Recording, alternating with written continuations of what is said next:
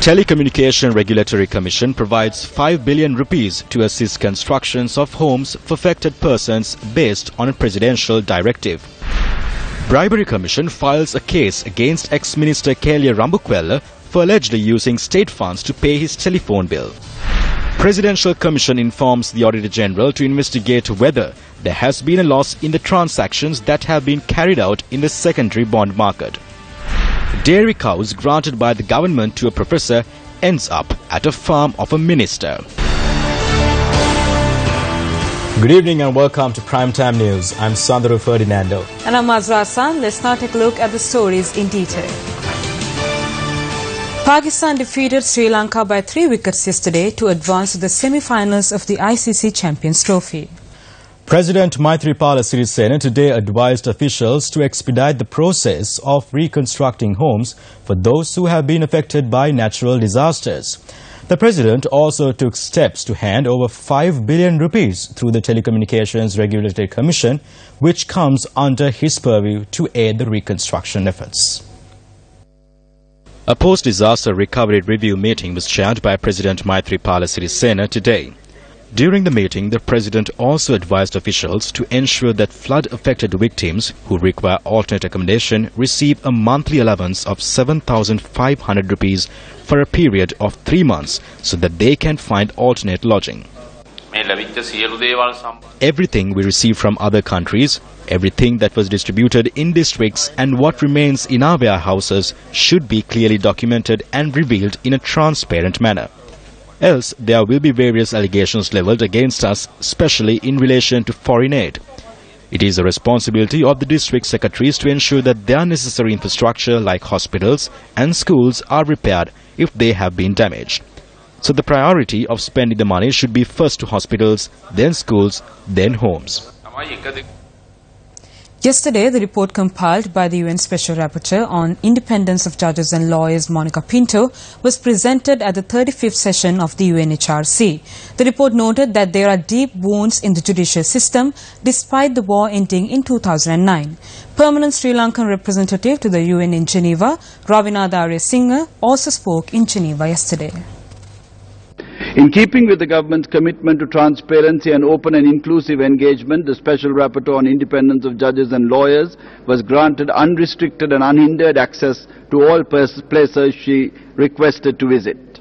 Since the election in January 2015, a number of important steps have been taken by the government to uphold the independence of the judiciary.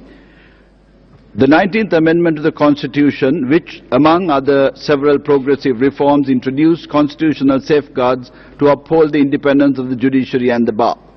Sri Lanka being a multi-ethnic country, the judicial language vary in terms of the language used by the parties. Either Sinhala or Tamil in lower courts and English in higher courts is used. If there are language barriers, the services of an interpreter is used. Almost all lawyers are conversant in either Sinhala or Tamil and English. We recognize, however, that much more needs to be done to ensure proficiency in all languages. The National Unity Government also launched a comprehensive constitutional reform agenda with the aim of reforming the executive presidency, reforming the electoral system and ensuring meaningful power sharing. A constitutional assembly was established through which Parliament sits as one assembly tasked with debating and promulgating a new constitution. We will continue to stay engaged with the special procedure mandate holders in a spirit of open and constructive engagement for the benefit of all the people of our country. Minister Nimal Siripala de Silva announced a decision on the minimum age to drive a three-wheeler. There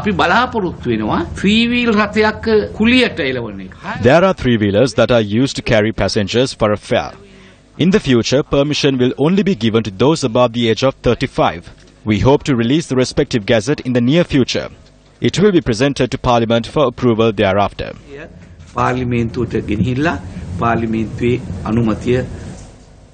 Improper garbage disposal in the areas that come under the purview of the Colombo Municipal Council has caused a number of hardships to the residents. This is the situation in several areas in the Colombo city today. Odour as a result of improper disposal of garbage was another issue that the residents had to face. පහුගිය අවුරුදු වෙලා තිබුණේ මේ වගේ ජරාවට. මේ දැන් හරිම ජරාවන වෙලා තියෙන්නේ. කුණු ගෑනක හැමදාම එන්නේ නැහැ. ඒක තමයි මිනිස්සු පාරේ දාන්නේ. ඒක තමයි මේකේ දැන් සතියක් වෙනවා මේ කුණු ගොඩ. හැබැයි තව සතියක් තිබ්බොත් මං හිතන්නේ නැහැ දැන් පාරේ වාහන යන්න එන්න පුළුවන්ද කියලා. කවුද කෙනෙක් දානවා කියලා නෑ. රැත්නේ කෙනෙක් දාන්නේ. හැමදාම ඇන්දෑවල යාල් දාන. අද තියෙන කුණු කන්ද නෙමෙයි හෙට තියෙන්නේ. Newsfirst inquired into the matter from the Colombo Municipal Commissioner V.K. Anura. අද රාත්‍රියේ ඉඳලා From tonight, the police, its environmental unit, the Sri Lanka Army and officials of the Municipal Council will carry out raids. We will not at any instance collect garbage that has not been differentiated. We will not accept any material that is not biodegradable to be put into the compactors that collect garbage. ද්‍රව්‍ය හැරෙන්න කිසිම දෙයක් බාරගන්නේ නැහැ. Polythene bag වෙනම දාන්න කියනවා. අර මේ යෝගට් කෝප වෙනම දාන්න. ඉතින් මේක ගෙවල් වල ආයට ලොකු කරදරයක් වෙලා තියෙන්නේ. පොලිටින් ගන්න බෑ කියලා කියනවා. එතකොට අපි කොයිද දාන්නේ? මන්තිරිලත් එන්නේ නගර සභාවේ කවුරුත්ම එන්නේ ඡන්දෙ ගන්නකොට විතරක් එකන් එනවා. එක දවසකට කුණු වර්ගීකරණය කරලා ගෙනියනවා. ආයෙ තව දවසකට එහෙම කරන්නේ නැහැ. ඔක්කොම අරගෙන යනවා. ගිය සතියේම ආවේ නැහැ. දෙකලා මේගොල්ලෝ කුණු වෙන්කොල්ලනේ ඉල්ලන්නේ. මේ මිනිස්සු shopping bag එක දානකොට ඒගොල්ලන් ඒක එමම පාරේ දාලා ගියයි. වාසීනුත් වගකීමක් දරන්න ඕන. The people also have a responsibility. If people are dumping garbage in your area, you have to maintain the cleanliness. If the people of the same area are dumping garbage, then they have to bear the consequences. ඒකේ තියෙන අමාරුව විඳ දරා ගන්න ඕන. In another incident, the garbage collected at a dengue eradication Shramadana campaign at the Dharmapala College in Kottaba has been dumped at the playground of the primary school at the Dharmapala College. Postal workers commenced an island-wide strike at midnight, citing that there are attempts to sell off post offices of historical value to create hotels. Trade unions charge that there are attempts to hand over the Norelia, Kandy and Gaul post office buildings to create hotels. This strike action will be in effect for 48 hours. If a proper solution is not granted, we will launch an island-wide protest from the 26th of this month, which encompasses all 653 post offices and 3,410 sub-post offices. Hasn't a letter been sent by the Prime Minister's office regarding the post office buildings in the Gaul Fort, Kandy and Norelia being converted into hotels? If not, tell us so. I engaged in discussions with the Prime Minister. He is of the view that we need to develop the main cities, renovate these old buildings and utilize them in a way which brings in a better revenue. The postal department does not lose ownership through this.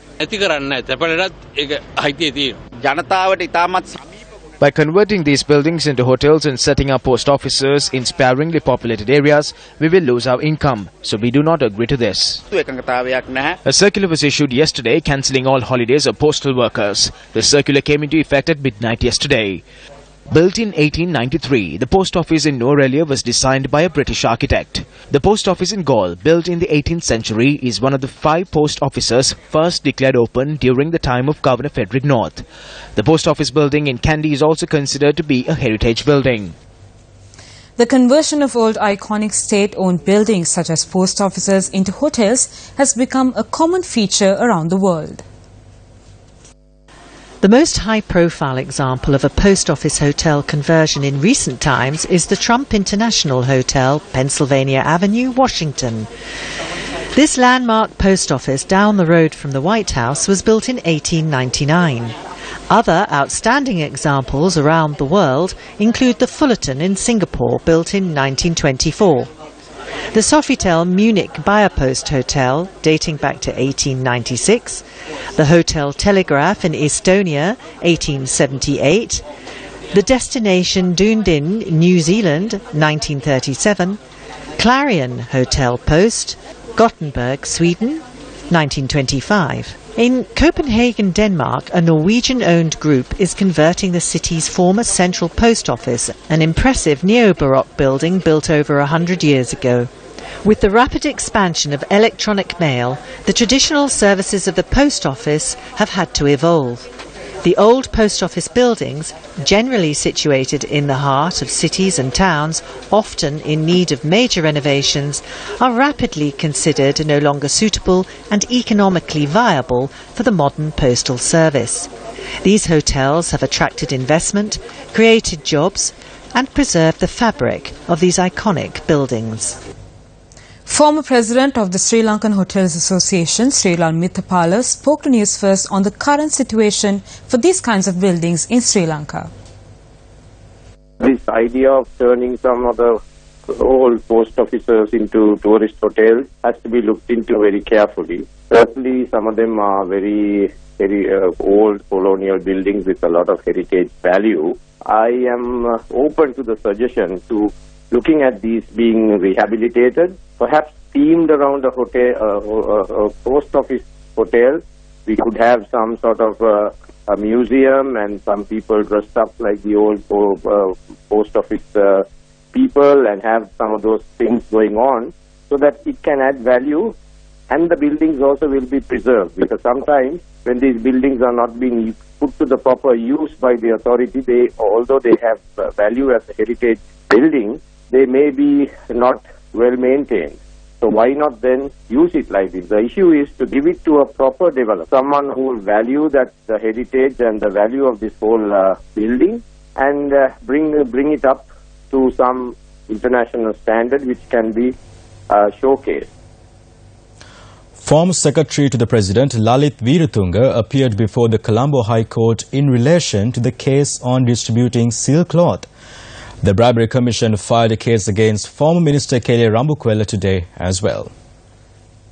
The Attorney General filed a case against former Secretary to the President Lalit Veeratunga and former Director General of the Telecommunications Regulatory Commission for using 600 million rupees in TRC funds to distribute silk cloth during run-up to the 2015 presidential election. Veeratunga testified before Colombo High Court Judge Gihan Kulatunga, adding that when the former president implemented the silk cloth campaign, the Presidential Commission had not been announced. He noted that even when the project was launched and when funds were allocated, the presidential elections had not been announced. The Defence Counsel opposed the request made by the complainant for the Secretary of the TRC and the Director General of the SLRC to be summoned. Both are witnesses in this case. The High Court judge reserved judgment for the 19th of this month. The Bribery Commission filed action against former Media Minister Kelly Rambukwella and former Chairman of the State Printing Corporation Jayampati Bandara Heenkenda at the Colombo Magistrates Court today. The case filed against the former minister alleges that he used funds of the State Printing Corporation to pay a phone bill exceeding 200,000 rupees. Accordingly, the magistrate ordered the suspects to be present before courts on the 17th of this month. 13 cases were filed against the former chairman of the State Printing Corporation over charges of violating regulations when providing employees with bonuses and reimbursement of hotel bills. The Presidential Commission of Inquiry has issued a directive on the Auditor General to calculate any losses that have occurred through the secondary market in relation to Treasury bonds. Newsfirst Zulfiq Farzan reports on day 50 of the proceedings. The Presidential Commission of Inquiry issued a directive on the Auditor General today to conduct an audit and calculate any losses caused to the government and or other statutory bodies with regard to the method followed in relation to the secondary market transactions and the secondary market prices between the 27th of February 2015 and the 31st of March 2016. The application was made by the Attorney General's Department. However, there were objections from lawyers representing other parties. Despite the fact, Deputy Solicitor General Dapula de Oliveira also confirmed to Newsfirst that the Commission issued a directive on the Auditor General to conduct the calculations. Auditor General Gamini Vijay testified that accepting bids greater than what was offered is an unusual occurrence. In relation to the auction dated on the 29th of March 2016, the Auditor General said if the 40 billion rupees on offer was accepted, the remainder of the cash requirement could have been settled by an overdraft or by another auction, which would have given a lesser rate. Bonds to the value of 40 billion rupees was on offer at the auction on the 29th of March 2016. A total of 142.422 billion rupees were received in bids, of which 77.732 billion rupees was accepted. The Auditor General said the excess of 37.732 billion rupees comprised of 60% of bids made by Perpetual Treasuries Limited and 40% divided among the other primary dealers. The estimated loss in accepting 77.732 billion rupees in bids as opposed to the 40 billion rupees on offer has been calculated as 784.898 million rupees. 4 separate bonds were on offer on that day. The Auditor General has found no issue in relation to the first bond. However, he has calculated losses for the second, third and fourth bonds as the amount accepted was greater than the amount offered. The loss for the second bond was calculated at 258.828 million rupees, the third loss at 104.636 million rupees and the fourth at 421.434 million rupees. Gamini Vijayasinghe in his report notes the total estimated loss from both the auctions on the 27th of February 2015 and 29th of March 2016 was 1.674 billion rupees. He says the authorities concerned should be responsible for the avoidable estimated loss. The Auditor General revealed if the bid acceptance was limited to the amount on offer, the state would not have incurred any loss. He noted that the Employees Provident Fund purchases a large amount of bonds in the secondary market at a lower rate, rather than making bids at high rates in the auctions. The Auditor General revealed that the EPF has available funds in its portfolio for investment purposes. He added that the bonds purchased by Perpetual Treasuries Limited has changed hands in the secondary market and were eventually purchased by the Employees Provident Fund at a lower rate. The assets and profits of Perpetual Treasuries Limited had come under the audit of the Auditor General. In 2014, the Governor of the Central Bank was Ajit Niwad Kabral, and in 2015, the Governor was Arjuna Mahendran. Meanwhile, President's Counsel Nihal Fernando suggested to the witness that the method in which the audit was done was wrong. The Auditor General, however, denied this claim.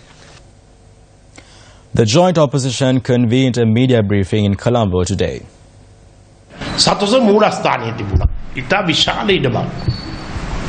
The headquarters of Sathosa, which was a massive plot of land, was requested by the then Defence Secretary to provide camping facilities to the army and the security forces that came to Colombo from outside during the bomb blast and other threats.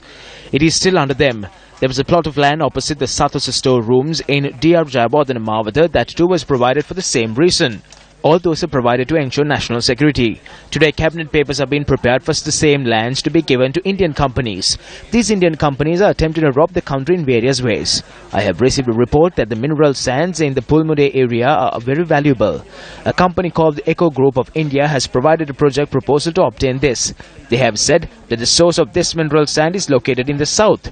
We have received reports that the same company that requested for the resource is the same company that requested for this plot of land opposite DR Jayabodhana Mawatha. This was informed to me by stakeholders. Up next is Action TV.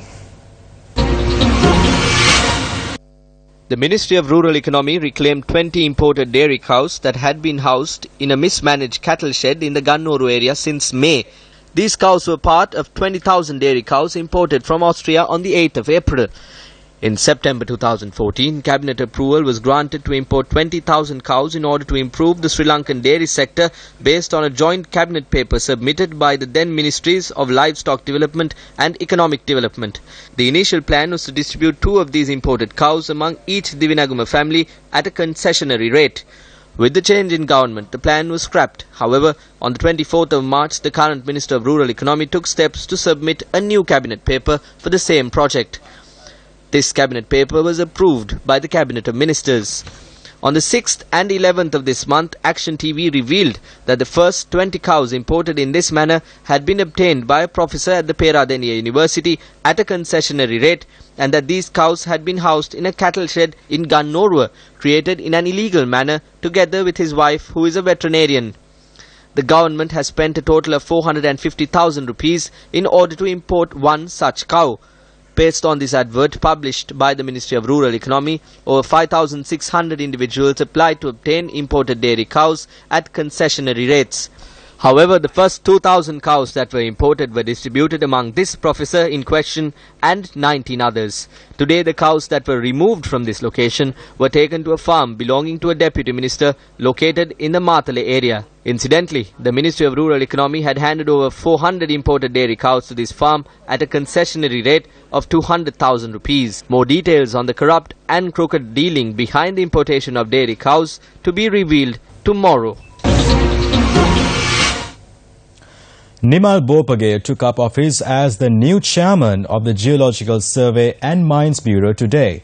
He earlier served as a secretary to the Ministry of Mass Media. Someone told me recently, don't try to be a Kaluvitarana, but try to be a Jasuria. I'm sure the people know who I have become. In cricketing terms, if you are watching a match, when you see a new batsman taking the field, you can see his career stats. Similarly, when I was appointed to this post, you might have done some research on me through the internet and found out who I am. I have zero knowledge regarding the fields of geological survey and mines, so I need your full support to succeed. You may have gotten to know bits and pieces of who I am, but you will get to know fully when you work together with me. The Russian National Day was celebrated in Colombo yesterday. The event was organized by the Russian Embassy in Colombo. Politicians, diplomats and others attended the celebration. Minister of Plantation Industry Navin Dissanayake was the chief guest of the event. In the rapidly changing environment, Russia, along with other countries, does its best to find solutions to a large number of old and new problems and challenges. Russia is a reliable that never betrays its allies, and I'm sure Sri Lankans know it really well. This key feature of our foreign policy attracts our more and more partners all over the world. This year, Sri Lanka and the Russian Federation are celebrating the 60th anniversary of the establishment of our diplomatic relationship. Our two countries share a long-standing friendship that dates back to the 1840s. Sri Lanka and the Russian Federation are heirs to a rich history and cultural traditions. Our societies are also multicultural. The support expressed by the Russian government for Sri Lanka's new journey of development and prosperity is a source of great encouragement to our country. The National Engineering and Technology Exhibition was launched in Colombo yesterday. The exhibition, titled Techno Sri Lanka 2017, is organized for the 32nd consecutive year. The event will feature the latest technologies, products, skills and best practices in the engineering sector. This is the largest one-stop exhibition related to engineering and technology. Secretary of Defence Karna Senhettiarachchi, who is also an engineer, was the chief guest of the event.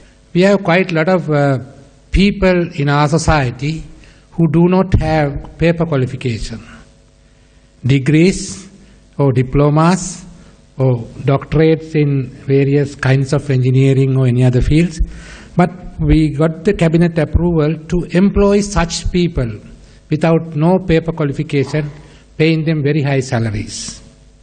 And even recently a person who has done some work towards developing a rocket in Kurunagala, we have recruited him with no qualifications. So this is how we could progress. A dramatic accident involving a motorbike in Karapiti was captured by CCTV cameras. The motorcyclist who was injured in the accident was hospitalized immediately.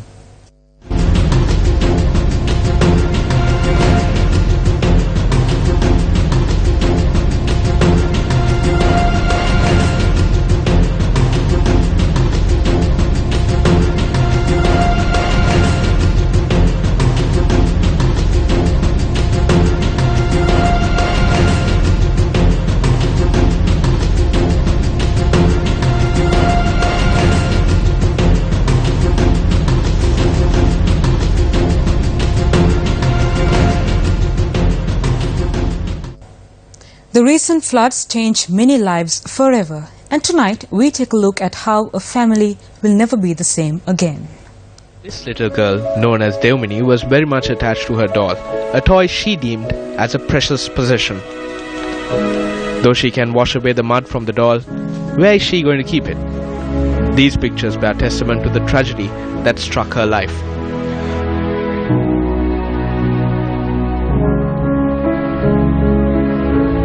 On the 26th, gushing floodwaters from the Kalu River washed away all their belongings, leaving them only with the clothes they were wearing. A fatherless child, this made things even worse for little Devmini and her mother. Devmini, who lives in Aigama Ratnapura, is a talented student.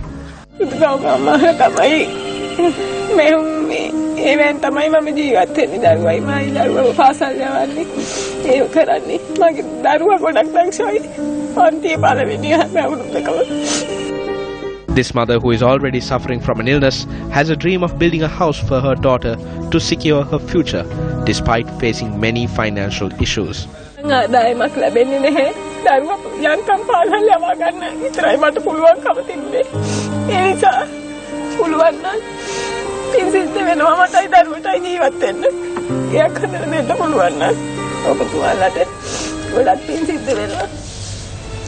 We end tonight's bulletin with a bizarre video that is making the rounds on social media, which involves the president of Bulgaria, Rumen Radev, and a girl who has no idea who he is. Good night and take care.